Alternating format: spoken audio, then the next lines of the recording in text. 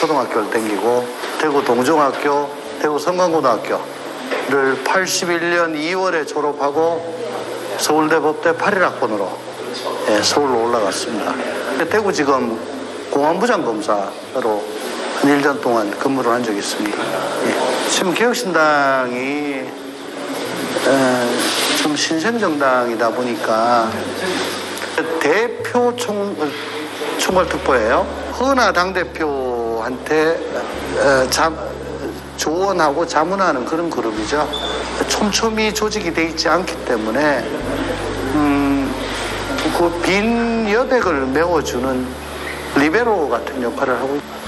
소속 정당만 1번당, 2번당으로 달랐지 그 안에서 하고자 했던 정치는 같은 거라고 봅니다. 저는 항상 그랬습니다. 저는 온갖 유형의 그 이름을 뭐라고 하든 모든 패권에 대해서는 나는 반대한다. 근데 양당은 지금 패권 정치거든요. 국힘은 용산 패권. 이제 그걸 한 대표가 처음에는 좀 맞추다가 이제 안 되니까 지금 거기에 국민의 눈높이에서 얘기를 하고 또 뭐 그렇게 하는데 1번 당은 제왕적 대통령보다 훨씬 센 제왕적 대표예요. 제왕적 대통령은 그래도 여러 가지 법과 제도로서 규율을 하는데 대표는 마음대로 합니다. 공천도 비명 학살 시켜도 난 지금 명태균 공천 저기에 비할 바가 아닌데 비명 학살한 거는 전부 다 행사했잖아요. 그런 거 했던 사람이 지금 명태균 공천에 대해서 크게 책잡을 일은 아니라고 생각합니다. 해당 낙천자들 얘기 들어보면 기가 막혀요. 이준석이나 천하람은 2번 당에서 저는 1번 당에서 그 당내 패권과 싸우다가 어떻게든 한번 바꿔보고 좀 해보려다가 이건 도저히 안 되겠다. 이건 고쳐 쓸 수 없는 당이다. 요즘 민주당 모습 보세요. 완전히 어버이 한 사람만 받들어 모시는 저희는 패권을 배격하고 온갖 종류의 기득권과 맞서 싸우는 정당이다. 그렇게 말씀드리고 싶습니다. 소선거구제 때문에 양당 구조로 갈 수밖에 없죠. 왜냐하면 사표의 우려로 3번 이하 기호를 마음이 가더라도 찍는 거는 좀 주저하게 되니까 그래서 선거법을 중대선거구로 바꿔야지 그 어느 당도 과반을 할 수가 없고 과반을 만들기 위해서 같이 힘을 모을 상대를 찾아야 되고 그래서 제3지대 정당이 필요하다. 지금 거대 양당이 범퍼 없이 계속 부딪히는 걸 지긋지긋하게 보고 계시지 않습니까? 저 거대 양당이 정말 목불인견으로 멱살 잡고 싸우고 서로 저주하고 대립하고 갈등하는 것만 지금 왜냐하면 너무나 그 파열음이 크게 나니까 우리 개혁신당이 추구하는 대화와 타협의 정치 또 공화 정치 뭐 이런 거는 상대적으로 소리가 좀 잘 안 들려요. 왜냐하면은 거대 양당이 서로가 서로를 도저히 같은 하늘을 치고 살 수 없는 불구대천의 상대로 만들어 버렸기 때문에 그래서 양당 지지자들은 그 당이 뭐 잘못해도 우선 저 상대당 혹은 상대당의 유력 주자를 꼬꾸라뜨리는 게 급선무고 그 이후에 바꾸면 된다. 그게 아니고 무당층이나 중도층들은 평소에는 정말 지겹다라고 하지만 어느 한쪽이 도드라지게 평가가 나빠지면은 또 거기를 혼내주는데 가담을 하고 그 악순환이에요. 생각 있는 사람이면은 개혁신당의 목소리가 정말 맞는 얘기다 라고 생각은 다 하시겠지만 이 대립과 갈등의 정치 양극화가 점점 더 증폭되고 파열음이 커지는 바람에 저희의 목소리가 덜 들리게 된 것 뿐이고요. 그건 뭐 비단 우리나라만의 현상은 아닙니다.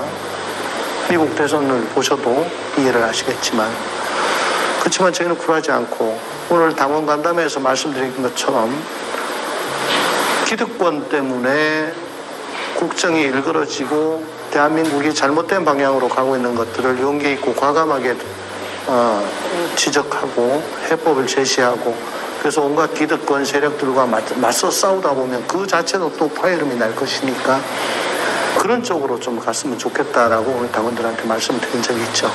우열을 가리기는 힘든데, 다만 상대방이 아무리 마음에 안 들더라도 정치의 상대로 인정을 하고 정치하는 대통령이 되지 못한 게 더 원인이 크다고 생각을 해요. 그 정치에는 꼭 법이라든가 뭐 규칙만 있는 게 아니고 불문율, 관행이란 게 있는데 좋은 관행이 지금 다 깨지고 없어집니다. 국회 개원식에 대통령이 안 오고 시정연설에 안 오고 국회의장이 광복절 기념식을 안 가고 탄핵이 일상화되고 있고 온갖 종류의 특검만 얘기하는, 서로가 서로한테 비상대권 사용하는 것이 일상화돼버린 거죠. 그러니까 누가 더 나쁘다라고 얘기할 수는 뭐 참 애매합니다만, 그래도 국정을 책임지고 있는 세력의 책임이 조금 더 크다고 생각합니다. 저는 옛날부터 아마 중앙방송 언론에서 김건희 여사를 위리안치시켜야 된다는 얘기를 아마 제가 제일 먼저 했을 거예요. 활동을 자제해서 될 문제가 아니고 폐서인을 하고, 즉 중전의 자리에서 끌어내리고 위리안치, 사저에서 따로 계셔야 된다. 절대 노출되면 안 된다.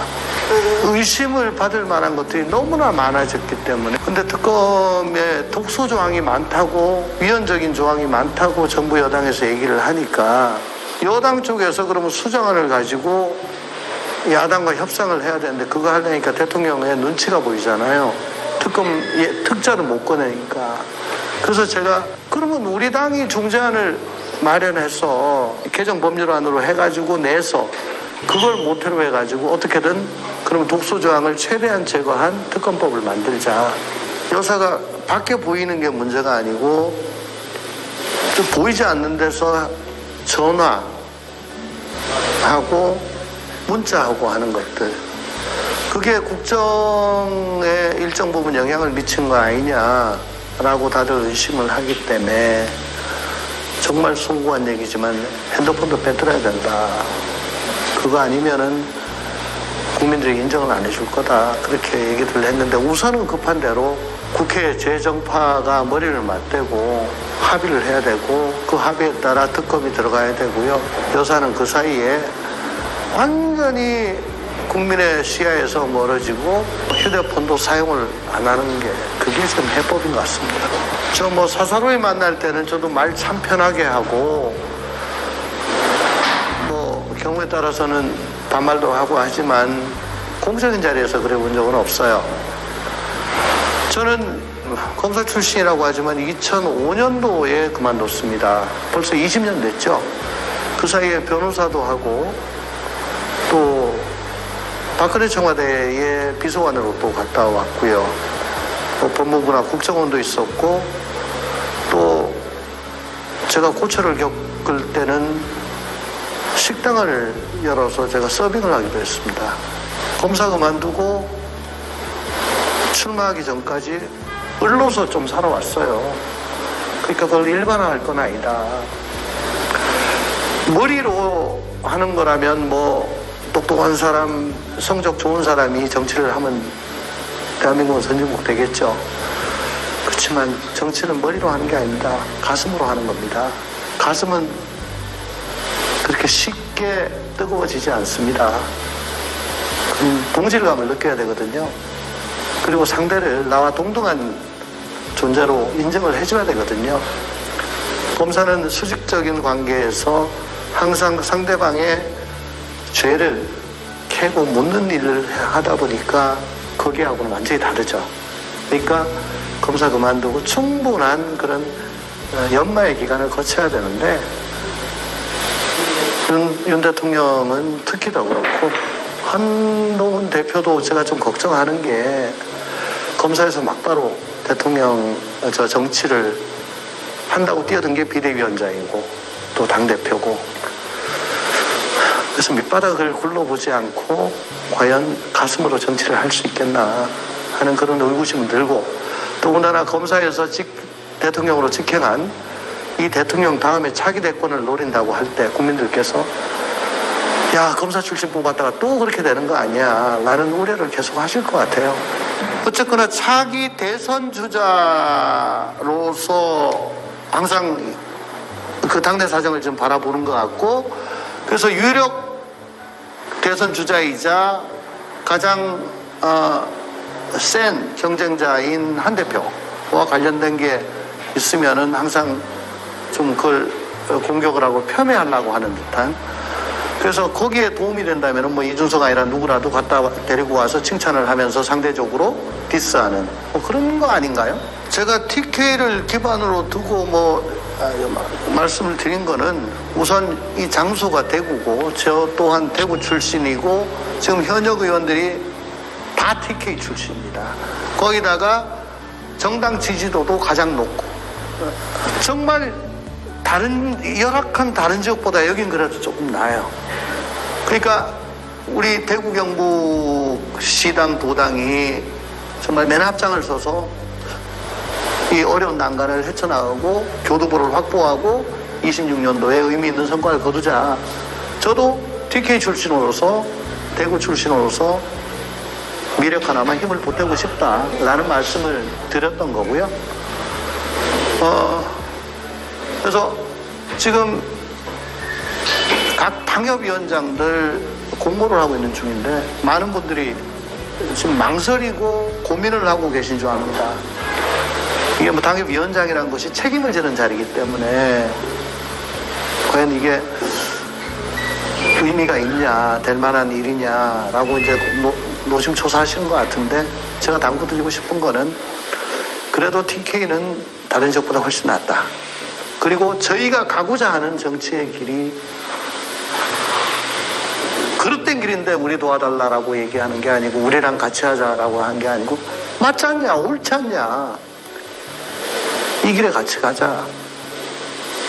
마침 우리 당 핵심 세력들이 다 TK 출신이니 소속감이 유별날 거 아니겠습니까?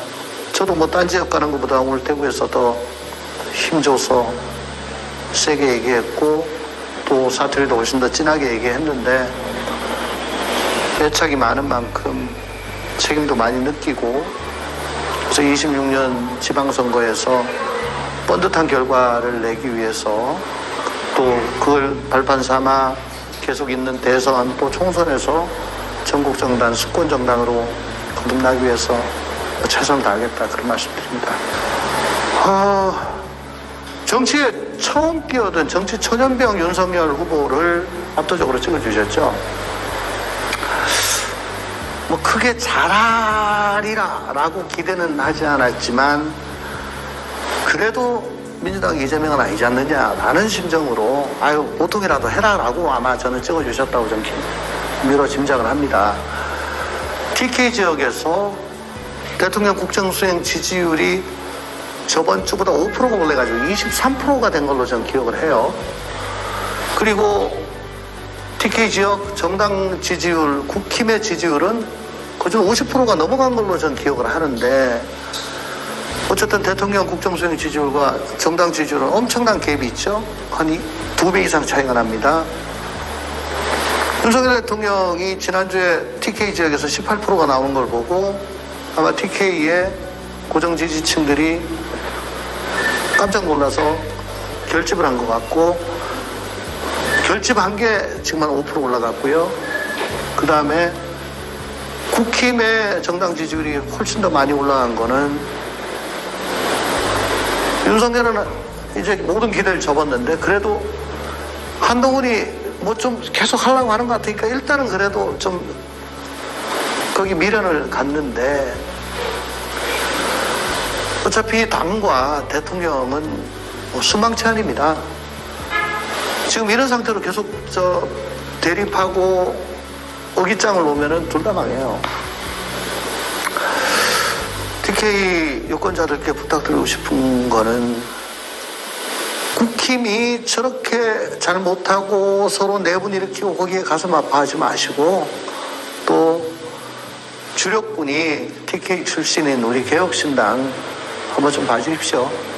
그래서 개혁신당이 TK를 기반으로 거점을 확실하게 마련을 하고 대한민국의 이 지긋지긋한 양당 기득권 정치 혁파하고 대한민국 발전을 위해서 저희가 앞으로 또 나아갈 수 있도록 대구 경북에서 아낌없는 성원을 해주시길 바랍니다.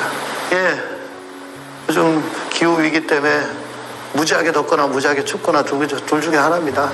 이제 곧 추워질 건데요. 고향 주민 여러분들 건강 유의하시고 또 다음에 건강한 모습으로 다시 뵙겠습니다. 감사합니다.